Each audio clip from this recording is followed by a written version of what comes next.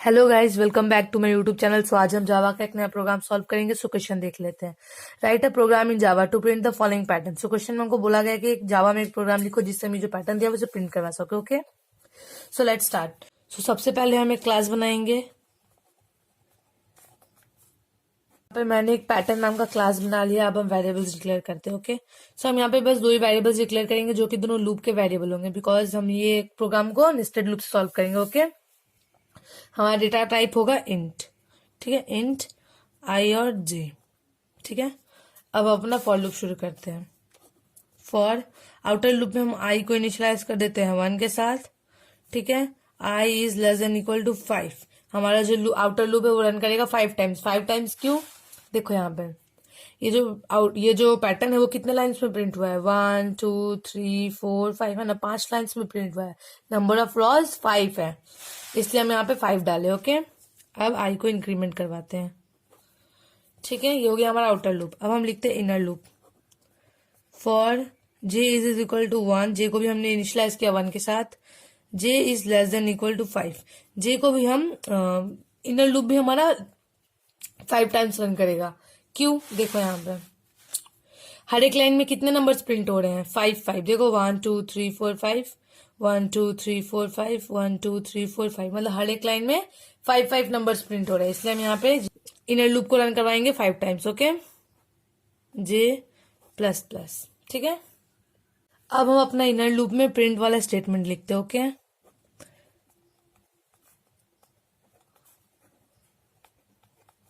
यहाँ पे हम सिंपली आई को प्रिंट करवा देते हैं। ठीक है, और ये वाला चीज स्पेस देने के लिए। ठीक है, ये वो हमारा इनर लूप खत्म है। अब हम यहाँ पे आउटर लूप में एक और प्रिंट का स्टेटमेंट लिखेंगे। ध्यान से देखना, यहाँ पे बस प्रिंट लिखे हैं मैंने, बिकॉज ये सब एक ही लाइन में प्रिंट हो रहा है। 1 1 1 1 1 2 2 2 2 2, बट ये प्रिंट होने के बाद नेक्स्ट लाइन में जंप हुआ है, फिर ये प्रिंट होने के बाद नेक्स्ट लाइन में जंप हुआ है, इसलिए हम आउटर लूप में प्रिंट लाइन वाला स्टेटमेंट लिखेंगे और इसके अंदर हमें कुछ नहीं लिखना है, बस नेक्स्ट लाइन में जंप करने के लिए। ओके, सो ये आउटर लूप को क्लोज करते हैं और इसी के साथ हमारा प्रोग्राम जो हुआ खत्म। ठीक है, अब हम इसे ड्राई रन करके देखते हैं कि हमारा जो आउटपुट है वो आएगा कैसे। देखो, सबसे पहले यहाँ पे आई की वैल्यू 1 है। ठीक है, यहाँ पे कंडीशन चेक होगा I is less than equal to 5 है या नहीं। ठीक है, जो कंडीशन है अभी के लिए ट्रू है। फिर लूप के अंदर जाएगा, फिर इनर लूप की कंडीशन चेक होगी J is equal to 1, J is less than equal to 5। J की वैल्यू अभी 1 है और यहाँ पे फिर से कंडीशन चेक होगा J is less than equal to 5 है या नहीं। कंडीशन जो है वो ट्रू है, तो ये इनर लूप के अंदर भी जाएगा और प्रिंट करेगा। क्या प्रिंट करना है? आई। आई की वैल्यू क्या है अभी? 1, तो यहाँ पे 1 प्रिंट हुआ। ठीक है, अब यहाँ पे जे की वैल्यू बढ़ेगी है ना, अब जे की वैल्यू हो जाएगी 2। ठीक है, तो फिर से यहाँ पे कंडीशन चेक होगा J is less than equal to 5 है या नहीं। देखो कंडीशन ट्रू है, तो फिर से ये इनर लूप के अंदर जाएगा और ये वाला स्टेटमेंट एग्जीक्यूट होगा, यानी फिर से आई प्रिंट होगा। आई की वैल्यू क्या है अभी? 1, तो 1 को प्रिंट करा देते हैं। ठीक है, फिर से जे की वैल्यू बढ़ेगी, जे प्लस प्लस है बिकॉज यहाँ पे हो जाएगा बढ़ के 3। तो जे की वैल्यू 3 होने के बाद फिर से यहाँ पे कंडीशन चेक होगा J is less than equal to 5 है या नहीं।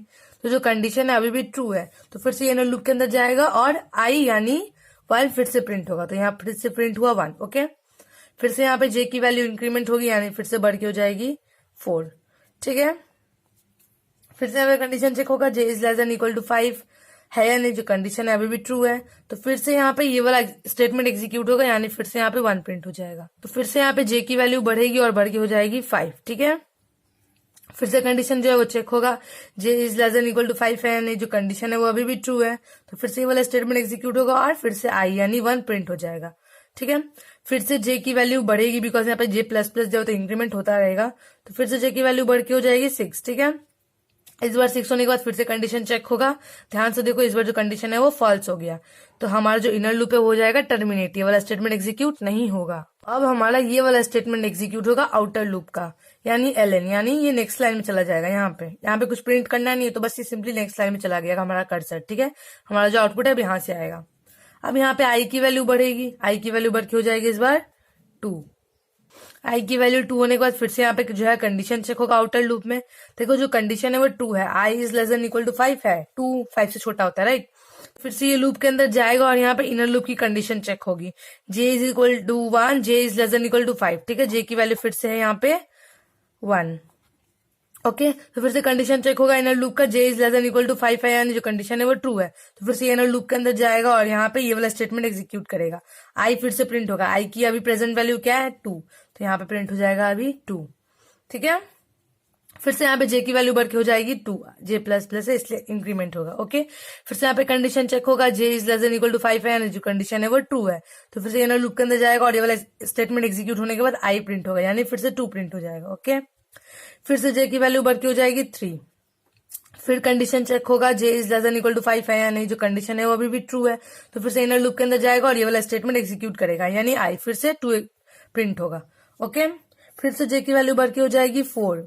फिर से कंडीशन चेक करेगा, J is less than equal to 5 है, यानी जो कंडीशन है वो अभी भी ट्रू है। तो फिर से आई प्रिंट होगा, यानी फिर से 2 प्रिंट हो जाएगा। ओके फिर से जे की वैल्यू बढ़ के हो जाएगी 5। फिर कंडीशन चेक होगा, J is less than equal to 5 है, यानी जो कंडीशन है वो अभी ट्रू है। तो फिर से वाला स्टेटमेंट एग्जीक्यूट होगा, यानी आई फिर से प्रिंट होगा, 2 फिर प्रिंट होगा। ओके फिर से जे की वैल्यू बढ़ के हो जाएगी 6। जब 6 हो जाएगी जे की वैल्यू, ध्यान से देखो ये जो कंडीशन है वो फॉल्स हो जाएगा, यानी हमारा इनर लूप फिर रन नहीं करेगा। जब जे की वैल्यू 6 हो जाएगी तो ये हमारा इनर लूप टर्मिनेट हो जाएगा, ये स्टेटमेंट फिर एग्जीक्यूट नहीं होगा। ठीक है, अब हमारा आउटर लूप का ये वाला स्टेटमेंट एग्जीक्यूट होगा, प्रिंट लाइन, यानी फिर से नेक्स्ट लाइन में चला गया। ठीक है, तो फिर से यहाँ पे आई की वैल्यू 3 हो जाएगी और हमारा जो आउटपुट है वो उसी तरीके से आएगा जैसे ये सब आया, यानी यहाँ पे प्रिंट हो जाएगा फिर 3, फिर 3 3 3 3। फिर जब आई की वैल्यू 4 हो जाएगी तो यहाँ पे प्रिंट होगा 4 4 4 4 4 5 टाइम्स, है ना। फिर जब आई की वैल्यू 5 हो जाएगी तो फिर यहाँ प्रिंट होगा 5 5 5 5 5।